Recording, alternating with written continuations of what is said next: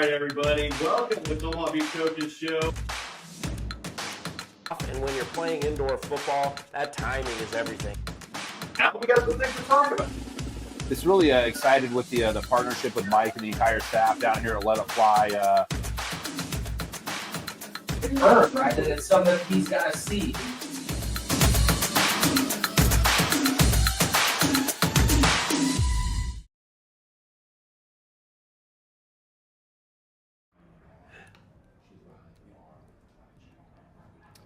Welcome, Let It Fly Sports Bar, 10th and Capitol, Omaha Beef Coaches Show.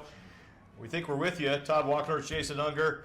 We are ready to get back into action coming off a bye week. We're going to talk about the Omaha Beef's victory in the I-29 series against the Sioux City Bandits just over a week ago, and preview much anticipated matchup against the Dallas, what are they? Falcons. Yeah, Dallas Falcons. That'll be this Saturday at the Slaughterhouse, Liberty First Credit Union Arena in Ralston.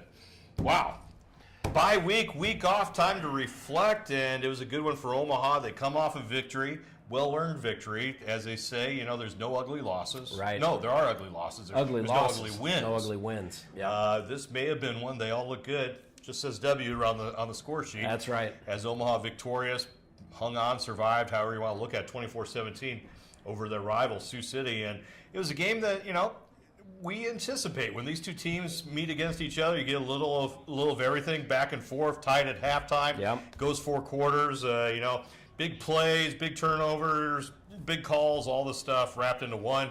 Omaha comes out ahead. Yeah, I mean, it was an unusual first half, Todd, because Iowa only takes 13 snaps. They score on a big pass play, you know, to score their touchdown. They added a field goal earlier. The Beef were able to answer that touchdown with one of their own, and were 10-10 at half, but it felt like Omaha should have been in a position to where maybe they were going to be able to have a halftime lead, but it just didn't work out that way. As you mentioned, I mean, most of the offense for Sioux City came on one play, a one-play scoring drive. I believe it was from 40 yards out. Long they pass. get the touchdown. Yeah. Outside of that, they had a little bit of trouble moving the ball, but that's what we typically will see with these two teams. Right. A lot of defense, and makes it tough to get points. And it was tough for Omaha, but they found the end zone one more time than Sioux City, and, you know, had some things go their way, you know, but that's what it's about. It's about adversity, it's about obstacles, it's about overcoming them, it's about keeping your head on your shoulders, which Omaha did a very good job of. Yeah. Sioux City, you know, if there's something you want to say about them late in the game, you know, temperament cost them a couple penalties. Yeah, and we're going to talk to Coach Negron later, but 4 penalties for the Beef. So another situation, and they've done really well avoiding and limiting the penalties this year, and they did that again against Sioux City. They get the lead late in the game, and as we've seen multiple times this year, the defense came up with a couple of huge stops late in that game to make sure that they were able to hang on to that lead.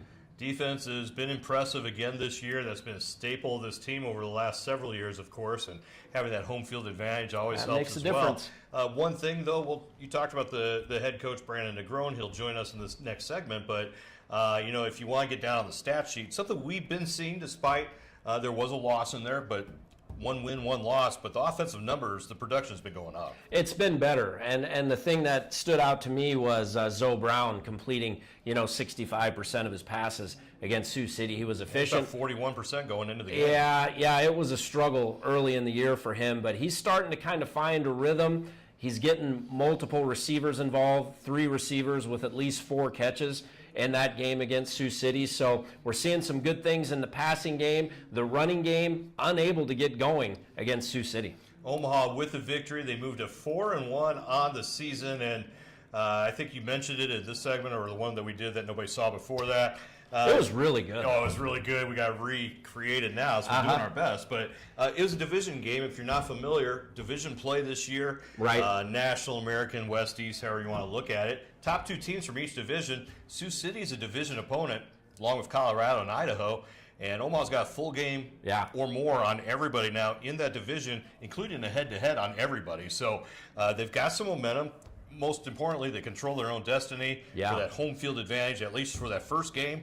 And if everything falls right, maybe they'll host that championship game one more time. It was really important for him to get that win at home, Todd, because Like you said, that creates a little space in the divisional standings. Now Sioux City is going to have to fight their way back, win 3 or 4 games in a row to kind of get back in that mix to get, be one of the top 2 teams that makes the playoffs. And the best thing about it, we see these 2 teams again in a couple weeks. It's a 2-game lead for Omaha in the loss column for them, and it's going to be a little funky this year because there's been some fill-in games and, the scheduling changed, a little off balance, but they'll see Sioux City, as you said, in 2 weeks, but they have a 2-game lead on them right now.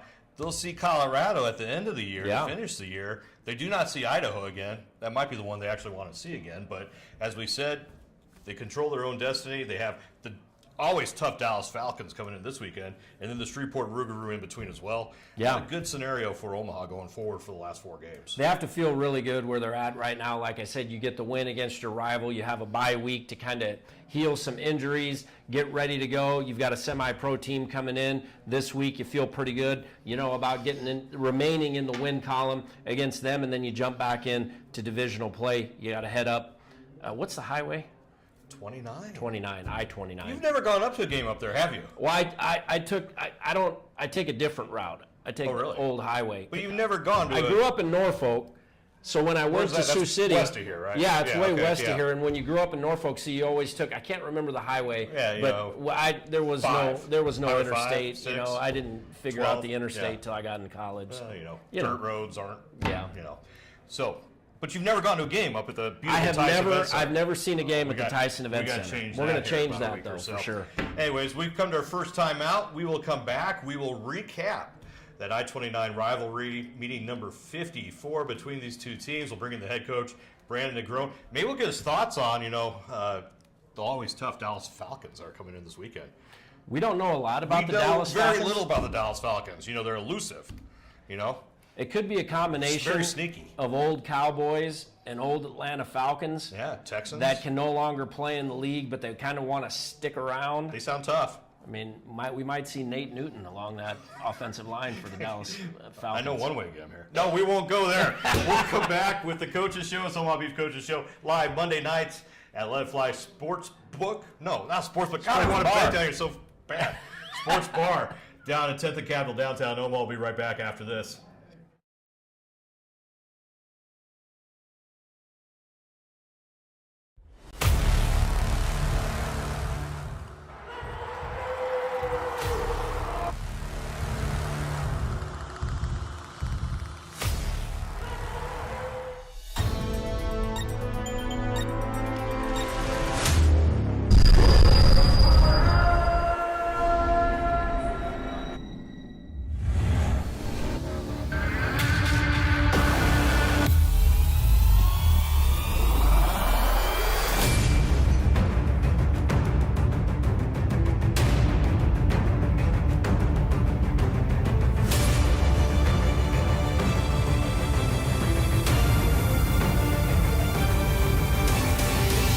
Good?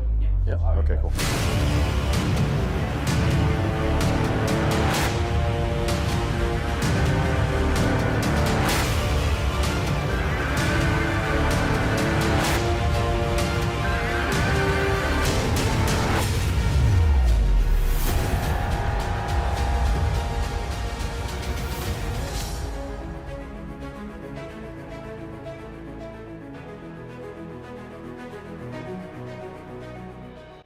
Somebody's going to win and somebody's going to lose. I tell people, if you don't like. Welcome back, Omaha Beef Coaches Show from Let It Fly Sports Bar, 10th and Capital District, downtown Omaha. Todd Walker, Jason Unger. It's a coaches show, so we brought the coach, Brandon Negrone. Welcome. How are you? Doing good. So first bye week, well earned. You've been here, for a long time. Appreciate it. Talk about the sightseeing so far. I keep seeing. You seem to be doing the restaurant scene pretty good. I have. I've been to a few. Of course, we're at Let It Fly, which is the food here is fantastic. Been to Omaha Tap House, Stella's, Winchester.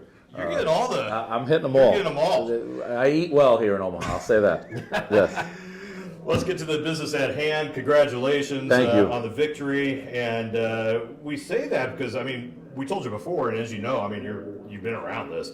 Omaha, Sioux City, those are not tough games, or those are not easy games. Right. And, they're not easy wins, and everyone's well earned. And, you saw a little bit of everything. You saw the craziness of the I-29 rivalry in your first home game as coach. Tell us your thoughts on first night at the Slaughterhouse. The crowd was amazing. I haven't had the chance to be a part of that as the home team. Right, I get to come as a visitor, and that wasn't pleasant. But it was everything that everybody told me it would be. I mean, the game was intense from start to finish. The fans were hyped. It's refreshing to see so much support for an indoor football team. Amidst the unfortunate negativity that you sometimes see around the industry. That's not happening here, and I don't think that's happening for either franchise that was involved in that game. I'm sure the intensity will be the same when we go to Sioux City, but I'd be remiss if I didn't say I thought the fans were just as much player of the game as anybody else. It was the fact that we were home that I think helped kick us over the top per se. So yeah, it was an amazing game. Two longest running indoor teams Unbelievable. in America. Yeah. Omaha year 26 and Sioux City at year 25. A lot of respect between the two franchises. I'm sure you know about that and saw that as well. The coaching staffs are respectful to each other. Both want to win the game. I mean, that's what the bottom line is. A lot of players have been between both franchises as well due to proximity, and I mean, you saw that fireness, especially in the fourth quarter. Yeah. Talk about though that we thought that was actually a big deal was keeping your composure, because those are games that there's some melees in parts of it at the end, but we've seen that get out of control in the past. It did not, and I think that worked to Omaha's advantage. We talked about that with the guys during the week. We knew that the intensity of the rivalry and just the history between the two teams, that there was going to be chippiness involved. I mean, it happened pregame. And we just wanted to manage it, right? You want to find a balance, because you don't want to take away from the intensity of the game, right? I think we all agree. For me, the playoffs started now, right? So the intensity of that rivalry is the intensity of a playoff game where a lot is on the line, and a lot was on the line, right? The standings would look a lot different, had we not picked up the victory. So we talked about with the guys, there's a line, don't cross it. We'll let you get chippy to a point, but when we tell you to kind of reel it back in, and testament to the guys. I mean, even during the incident that happened, when we got out there as coaches and we said, guys, shut this thing down, at least for our side, they did that. And that's a testament to the professionals we have and their desire to win the game. Did you get any sportsman likes last year in the NAL? I'm trying to remember. I have one in Colorado. And I'll dispute the validity of that every time. I was going to say, I was in the league office. I don't remember you coming up too often in that report. But. Well, I just think that, guys, that's something that affects the team extremely negatively, not just from a yardage standpoint, but depending on how many you have, it can affect you long term. And I try to keep composed as best I can. Coach, talk about that first half. It felt, Todd and I felt like you guys were ahead, but every time we looked at the scoreboard, you were either behind or tied. You had the ball for the majority of the first half, but we talked about it off camera, just inability to kind of finish drives. Talk about what you thought throughout that first half, what was going through your mind. So you're going to hear this a lot from you guys throughout the season. I have some basic rules on offense, and it's, no turnovers and no more than 2 empty possessions. Empty possessions kill you. And when we get to the red zone, we have to do a better job of execution. Now, us not executing and being able to keep the game close is a testament to what Adam Loftus has done with our defense. We have the best defense in the league. It's not even up for debate. And what's scary and what is my warning to the rest of the league is our offense is going to continue to get better. And so as we get better offensively in cooperation with a defense that's already playing, out of its mind, we're just going to be a better team as we progress. We're getting better and better at things that we're trying to do offensively. I will tell you that, within the game, I found some things that were working. And I actually think, Jason, you mentioned it during the game. I don't want to give too much away because I got to play them again on May 10th. But, right. Coach Logan's a great defensive coordinator. And when you find something, you got to run with it. So we ran with it. And then when we got into the red zone, unfortunately, we stymied a little bit. And we'll fix that as we get to the May 10th game. We're going to, start fixing it this week with Dallas. It's been over a week ago, but you had that second week of practice. People forget you've only been here 2 games now. You had that second week of practice. I know there's things obviously you wanted to work on because of lack of time and preparing for the first game. Talk about the things you wanted to work on and the progress that you think you may have made or didn't make. So the thing I wanted to work on was balance, right? So we had 24 pass plays, 27 rushing plays.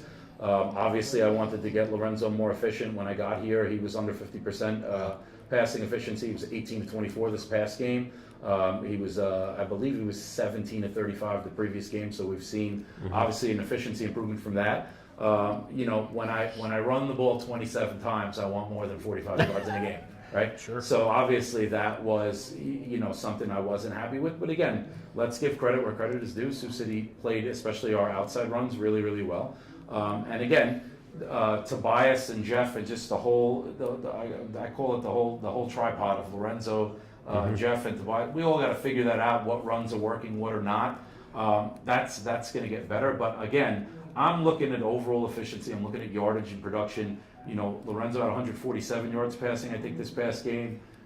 45 yards rushing is not enough. We've had some games of 75. I want to be in that 75 to 90 range, but the balance makes me feel good. And, when I see Troy Evans go from 3 catches his first 3 games to 12 catches in the last 2 games, I know that we're moving in the right direction.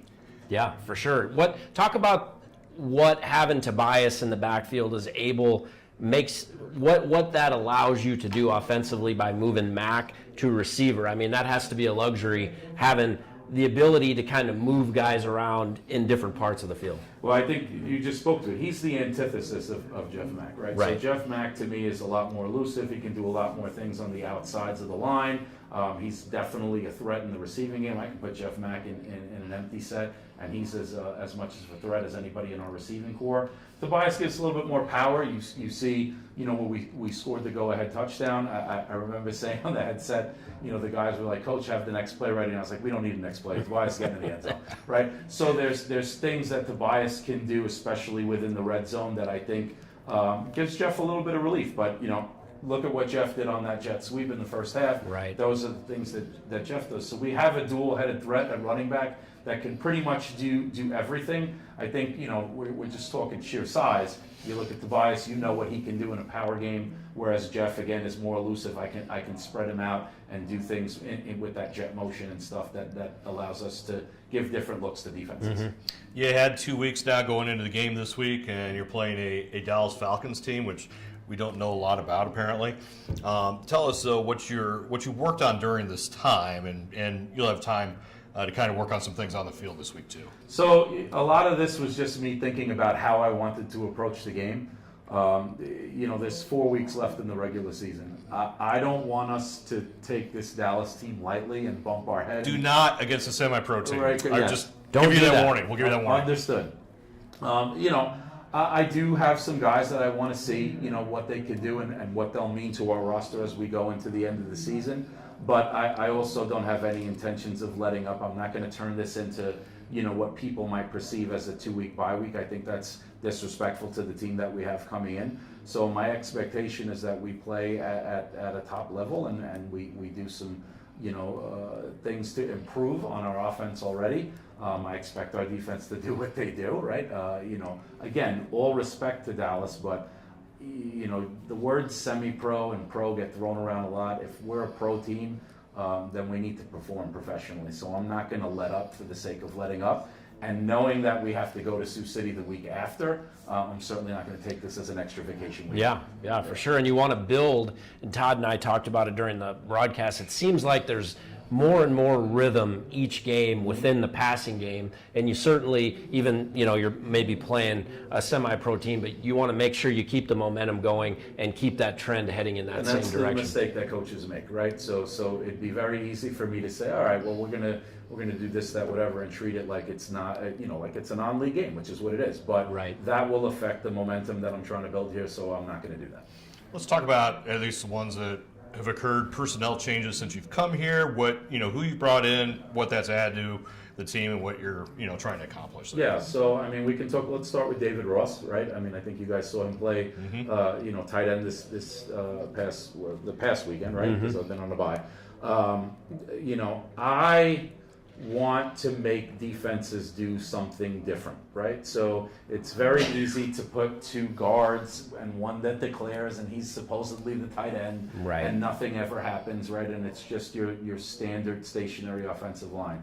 I just wanted Sioux City to think a little bit, right? I wanted them to have to say, if we just pretend like this guy isn't going to do anything in the passing game, we're going to get burned. Now, I will tell you. keep him honest. Yeah, I want to keep him honest. We didn't run enough plays today. David Ross, an athlete. He was an all-conference tight end in college. We haven't even begun to explore what he can contribute to the offense. I'm going to stretch defenses, especially defensive lines that like to pin their ears back and just go. You're not going to be able to do that against us because there's another weapon on the field. So he was a huge acquisition, right? Then we brought in, of course, Brentley Allen. I think he's a great route runner. I think he helps us on special teams. I think we just needed another body within our receiving core that can extend the field, that can extend down in distance. And to be honest, he hasn't done a lot just yet, right? And I think that's just a matter of us continuing to get acclimated in the offense. Tobias Taylor's Tobias Taylor. Everybody in Omaha knows who Tobias Taylor is. I think he's one of the best running backs in the league. It's another athlete that defenses have to account for. And then if you look defensively, I brought in Charles Reed this week, which people will get to see against Dallas. I would consider him one of the top 5 DBs in the league. If you look statistically before the unfortunate events that happened in Carolina, he was just that. So we have an incredible defense. We're still trying to figure it out on offense, but we're adding pieces to offense. There's some new pieces coming too that I think Omaha fans will get excited about, but I'm not giving that information today. Did you hear about anything happening in Carolina? I didn't hear anything. Did you hear anything? I was hoping to avoid it, but it is what it is. Okay. Combination, talk about special teams, and we're not talking about the kicker. You got obviously the kicker who's capable. It comes up with the front line, right? Yeah. It's who you happen to have because I mean that's you don't put the roster out or you don't build your roster on special teams. Right.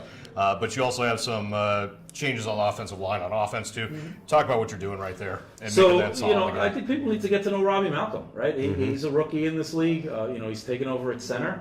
And I think he's done a great job. Barring the last drive of the last game, I think there was a lot of nerves in that and just nerves all around, including myself. I should have done a better job of just getting everybody to calm down and do what we normally do. I think we overthought that last drive, 43 seconds left. It's like, move forward. I'll give you a perfect example, guys. We don't go under center. I'm not an under center. Yeah, right. All of a sudden, I get convinced. Let's go under center, and things happen, right? So, but Robbie's getting it. Robbie's a professional. Robbie wants to learn. Robbie's coachable, and I think fans should get excited about him. You talk about special teams. Let's make sure we give Caleb Shudak some credit. Right? Yeah.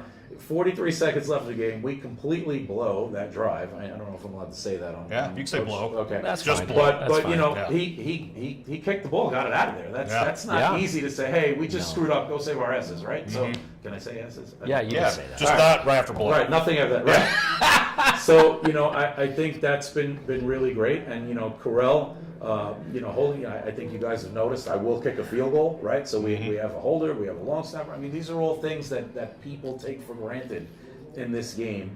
I've always been a proponent of the kicking game and special teams, and I think in Omaha we have something really good on special teams, and that's a testament to Coach Albino, who coaches our special teams. Yeah, for sure. You kind of threw me off guard with that whole. That's true. Yeah, Yeah. I know what you mean.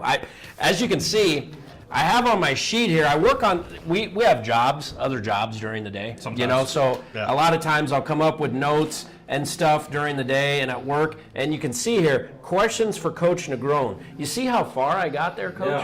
Yeah. Well, that's a good show for me, then. There isn't a lot there, Todd. It's fuller than my list. So, but no, I guess really the only thing that I want to say is, we're happy to have you. I mean, Glad to be here, man. and the fans are happy to have you here, and we're excited to see this offense has taken major strides Thank you. here since you've been here, and I think it's only going to get better. And like you said, when you combine it with the best defense in the league, I think the sky's the limit for the Beef. It's easy to get better when Coach Loftus and the defense are playing at the level that they are. But, a testament to our whole coaching staff, right? Transitions are never easy. New coaches have their own agendas. I've tried to print my agenda in cooperation with what was already going on here, because again, I want to remind everybody that this team was winning before I got here. Yeah, I mean, and these guys have done a great job. The benefit of it, you control your own destiny. Yes. You're not trying to dig out of a hole That's always and make where you something want happen. So it's all up to you at this point. Yeah, agreed. And I've got the coaches and players to do it. So. That's the head coach, Brandon Negrone, coming off a victory over the Sioux City Bandits I-29 rivalry. 7 in a row against Sioux City. Yeah, that's saying something. That's only impressive. happened one other time that they've gone that far, and Sioux City's done it once on their end. So it doesn't happen a lot. It's a very even series, very competitive. We see them again on May 10th at the Tyson Vet Center up in Sioux City. We'll see you Saturday at the Slaughterhouse Sounds against good. the Dallas Falcons. Yes. Yes, I can't wait. I've Let's never do seen it. them before. We'll see them. We'll come back. We'll talk about the rest of something here when we come back. You're watching the Omaha Beef Coaches Show. Let It Fly Sports Bar and Grill, downtown Omaha, 10th and Capitol. We'll be right back.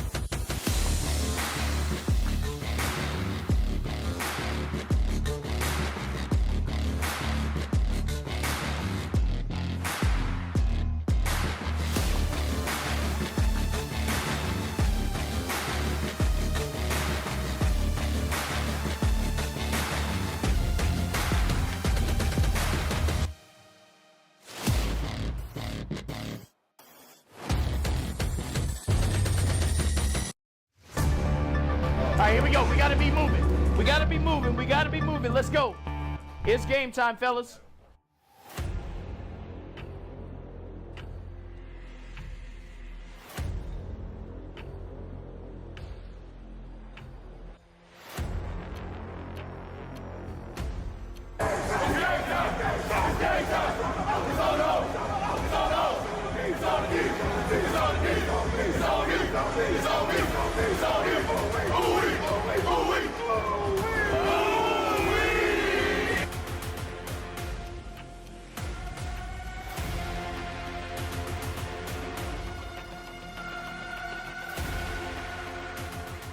Hey, here we go, fellas.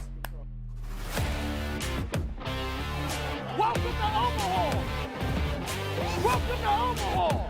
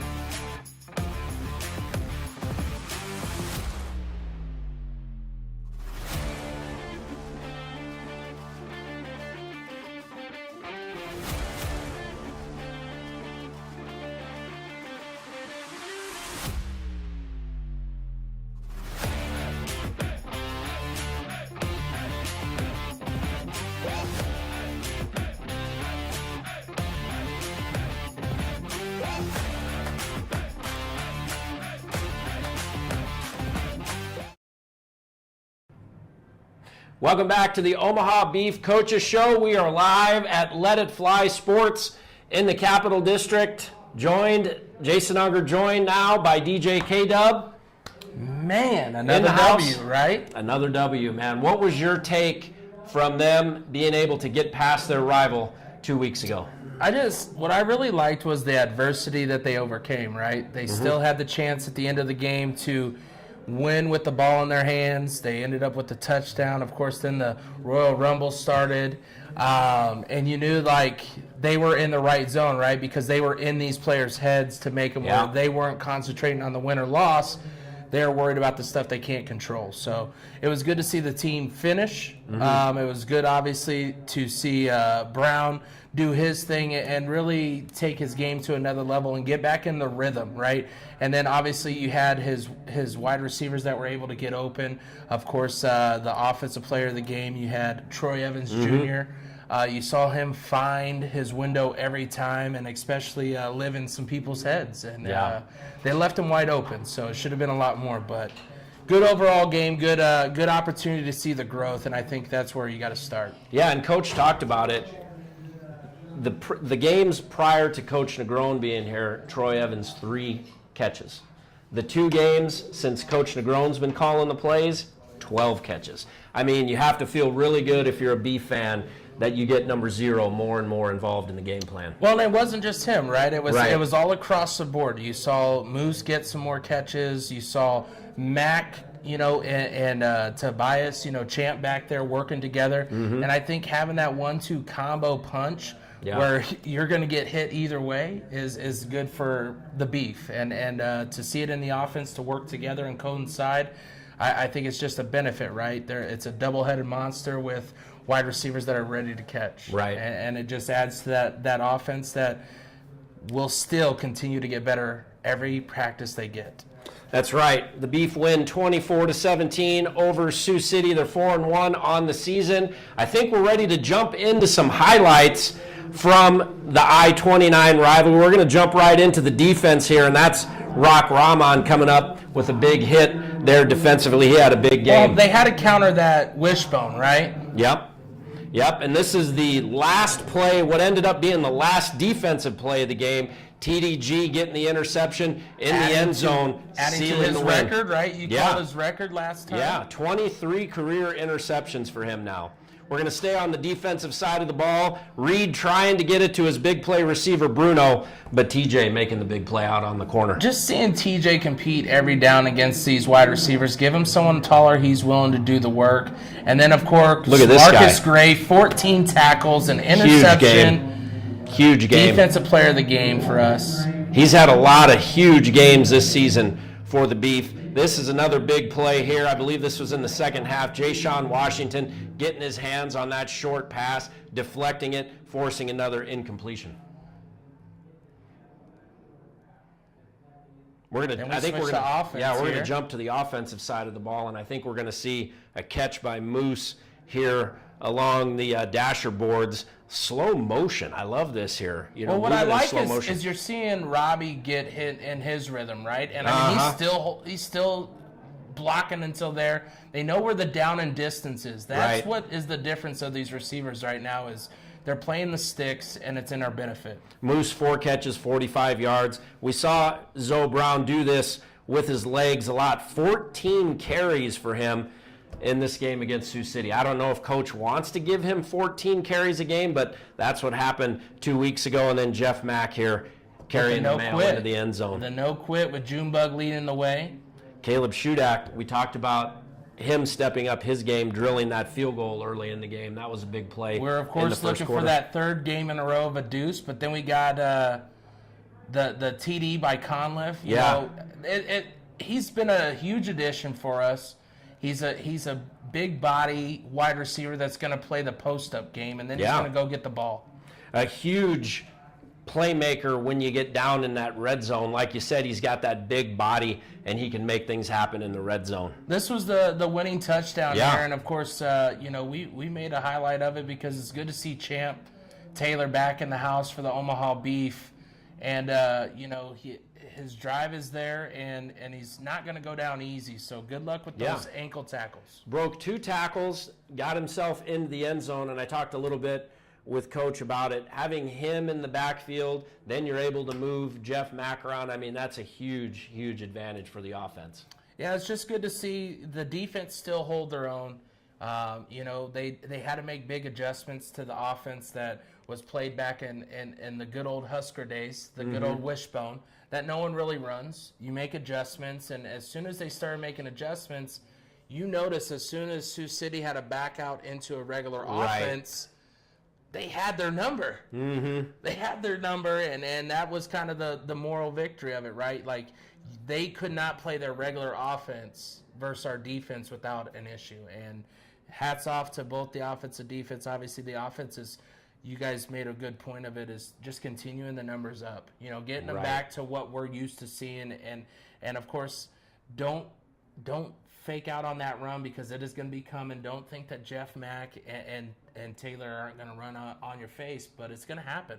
Right. Now that they got the rhythm with the wide receivers, it's time to see that rush, get to where. And I have to give a shout out. I mean, I know I said it at halftime. We had David Ross filling in as a tackle.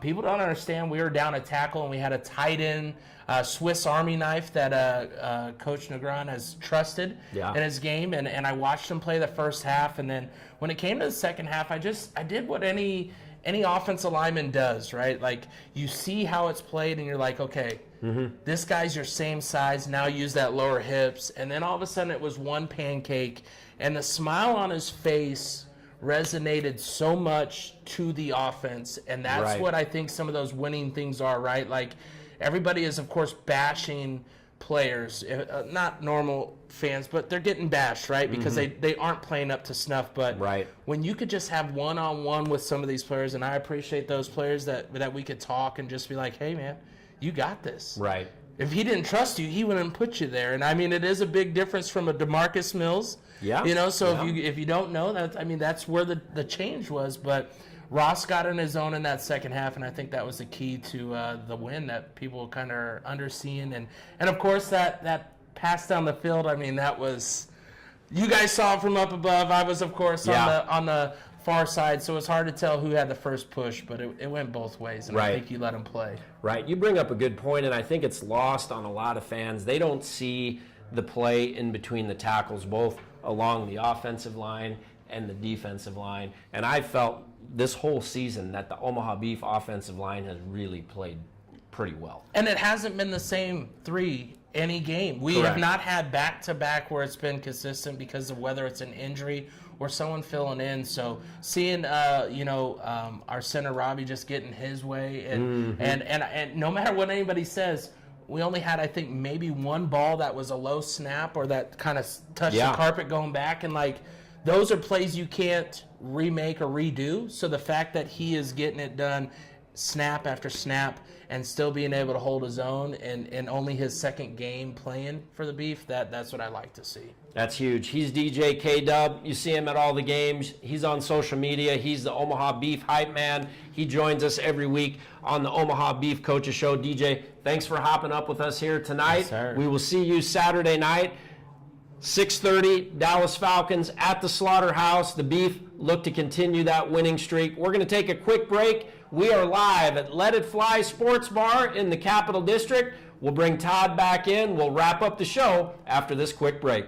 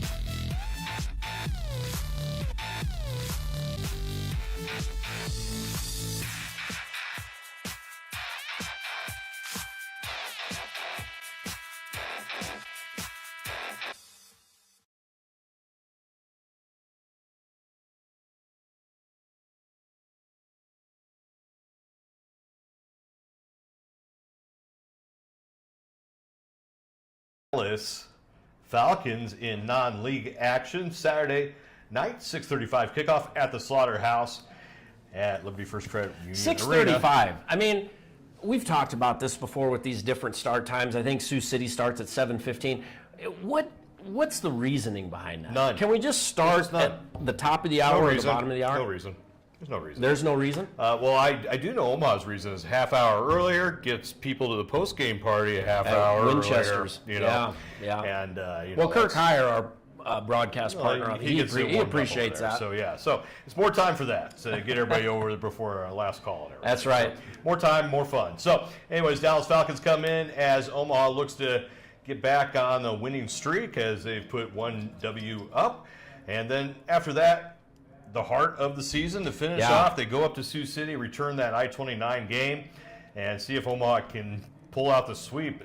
Sioux City might be in a desperate place come that game. Yeah. Another loss to Omaha, be 4 losses at least. They do have a game this week, so we'll see what happens going into that, but that might be a must-win situation for Sioux City as far as playoff implications go, and you don't want to back Sioux City into a corner, I don't think. No, and we all remember what happened last year over there, the Beef. What happened? We're very, very, very fortunate to come away with a win after they dug themselves a huge hole early in that ball game. They come back late in that game and get the win. Not a recipe for success to do that again this year, however.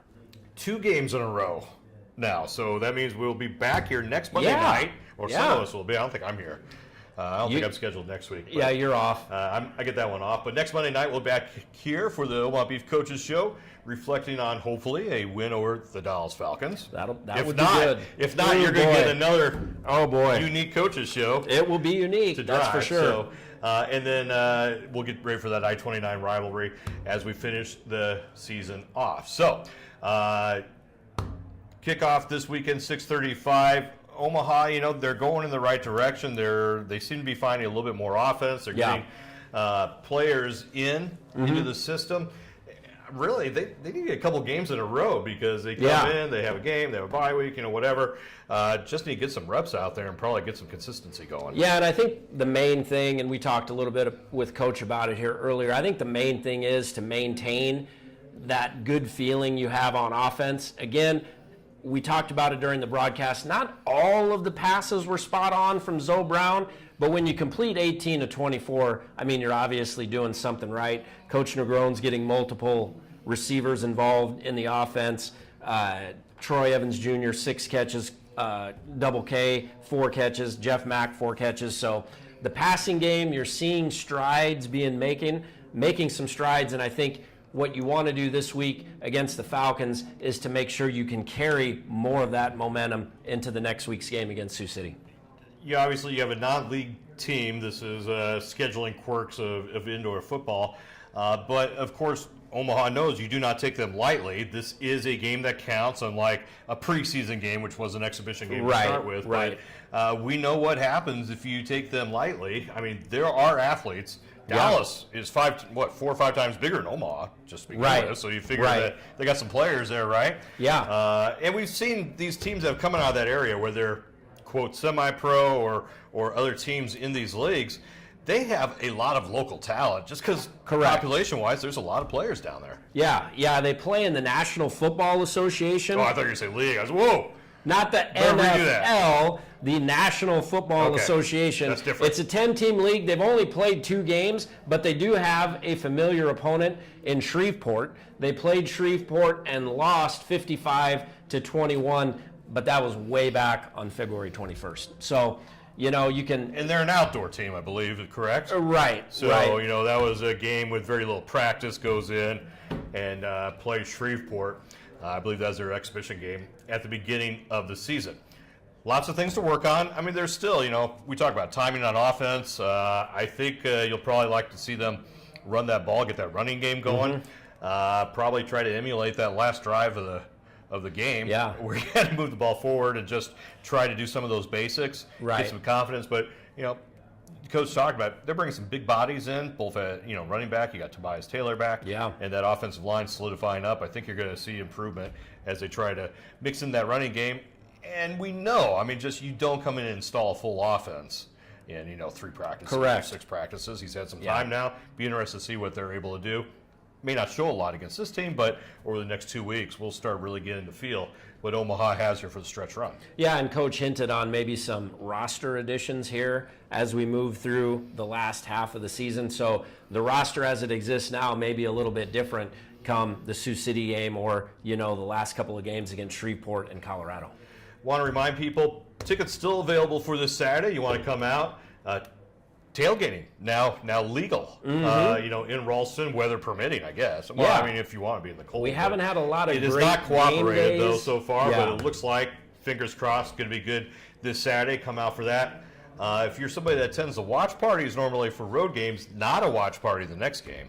No. Crew's going up to Sioux City. Yeah. Also, if you want to go up to Sioux City, there'll be a There's fan bus going up. Yeah. Fan is, one letter away from fun. Fun bus. I always have a lot of respect for people who voluntarily ride a bus. You know what I mean? Yeah. But those buses they take are a little bit nicer than the high school buses we took to, the Do you know that? football game. Do you know that for a fact, or are you speculating? I'm hoping. Yeah. Well, you haven't been on one of these. I'm I bet. hoping, Huh? but maybe not. You Maybe never not. know, So I really do have a lot of respect You for hope it people gets who there, you hope it gets voluntarily back, get right? on a bus. Yeah, But no, for you sure. get there, call the beef office. That comes with the transportation and the tickets, and it's always, it's always something those two teams meet. If you haven't gone up to the Tice Event Center, you want to do that. This will be your first foray Yeah, up there. We're going to looking get forward you to up it. there, break you in, and depending on how things fall into place, Sioux City gets a win up there, or they win out, or whatever. These are teams that might meet again in the playoffs. Interestingly enough, in that national division. If it's not Sioux City right now, it looks like it would be Denver or Colorado, which Omaha finishes this season again. Yeah. So you might see them 2 weeks in a row when they meet for the last time on May 31st. And they're playing in well. Denver. They're scoring a lot of Playing points. very well. Yeah. Coming off a victory last week against Right. Columbus. Right. And they had their fill-in game the week before, non-league game as well. So they're playing very well right now. That's how the season finishes off. So no gimmies left on the schedule. No, Go out. Shreveport absolutely comes not. in. We don't know a lot about them. They did meet in the opening game down Shreveport, but there's been a lot of changes. Shreveport's only played 4 games somehow. Right. Or 3 games.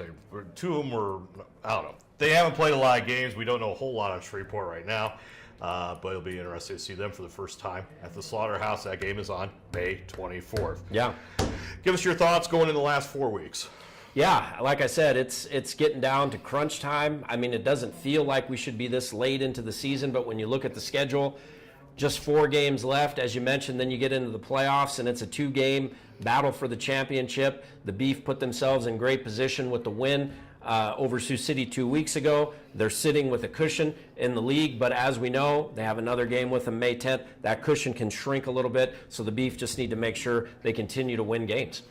Appreciate everybody tuning in. It's Omaha Beef Coaches Show, Let It Fly Sports Bar. We got some winners if you're here, Yes. right? Yeah, We yeah. like giving away things. I can't read that with my glasses. Let me get my glasses on. I'll let you give out the lucky numbers here tonight if you're in attendance. Yeah, so for the people in the house tonight, the winning numbers are 850, 846, and 863. 850, 846, and 863. If you have that winning ticket, go see Jeff and pick up your prize. I'm sure they got some great stuff. I don't even know what they're giving away. We can't see what's going on. Yeah, down we're there way from up here in the perch. Yeah, So yeah. I hope you join us. We will be back here next Monday night, 6 to 7 o'clock. Let It Fly downtown. Coaches, players, fans. We'll be getting ready for the big one. I-29 rivalry part 2 for this season as Omaha prepares to go up I-29 a week from now. But in the meantime, Dallas Falcons, they come in here on Saturday night. Join us, Liberty First Credit Union Arena, 6:35 kickoff. We'll be back to talk about it all next Monday night. From Let It Fly for Jason Unger, for DJ K-Dub, for the head coach, Brandon Groen, Todd Walkenhorst. We'll see you next time, everybody.